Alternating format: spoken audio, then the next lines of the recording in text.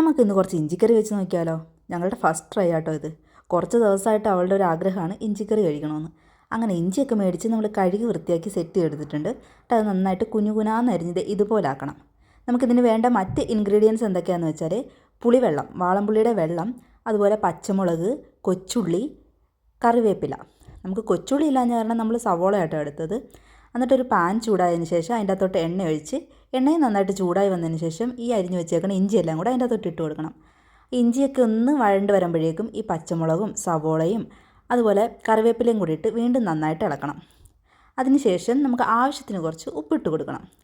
പിന്നെ ഇതിന് വേണ്ട പൊടികൾ എന്തൊക്കെയാണെന്ന് വെച്ചാൽ മഞ്ഞൾപ്പൊടി, കായപ്പൊടി, പിന്നെ എരിവുള്ളതും എരിവില്ലാത്തതുമായിട്ടുള്ള മുളക് പൊടി. ഇത് ഇത്ര ഇടേണ്ട എപ്പോഴാണെന്ന് വെച്ചാൽ ഈ ഇഞ്ചി നന്നായിട്ട് ബ്രൗൺ കളർ ആകുമ്പോഴാട്ടോ. ഇത് ബ്രൗൺ കളറാകാൻ വേണ്ടി ഞങ്ങൾക്ക് ഏകദേശം 20 തൊട്ട് 30 മിനിറ്റോളം എടുത്തു. പിന്നെ അതൊന്ന് ബ്രൗൺ ആയതിന് ശേഷം അതിൻ്റെ അകത്തോട്ട് വാളംപുളിയുടെ വെള്ളവും കൂടെ ഒഴിച്ച് നന്നായിട്ട് ഇളക്കണം. അത് നന്നായിട്ട് തിളച്ച് വരുമ്പം ഏറ്റവും ലാസ്റ്റത്തെ ഇൻഗ്രീഡിയൻ്റ് ആയിട്ടുള്ള ശർക്കര, അതൊരു 5-6 സ്പൂണോളം വേണം. അതും കൂടി ഇട്ട് നന്നായിട്ട് കുറുക്കിയെടുക്കണം.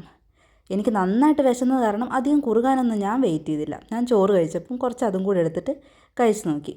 അവളാണ് അവിടെ ഇരുന്നുകൊണ്ട് ഇങ്ങനെ ചോദിച്ചുകൊണ്ടിരിക്കുക എങ്ങനെയുണ്ടെന്ന്. ഇത് നമ്മുടെ സദ്യക്കൊക്കെ കഴിക്കുന്ന ടൈപ്പ് ഇഞ്ചിക്കറിയില്ലേ, അതുപോലെയല്ല, ഇതിന് വേറൊരു ടൈപ്പ് ടേസ്റ്റാട്ടോ. കുഴപ്പമില്ല. പിന്നെ ഇത് മൊത്തം വരണ്ട് വന്നപ്പം ഇങ്ങനെയാട്ടോ ഇരുന്നത്.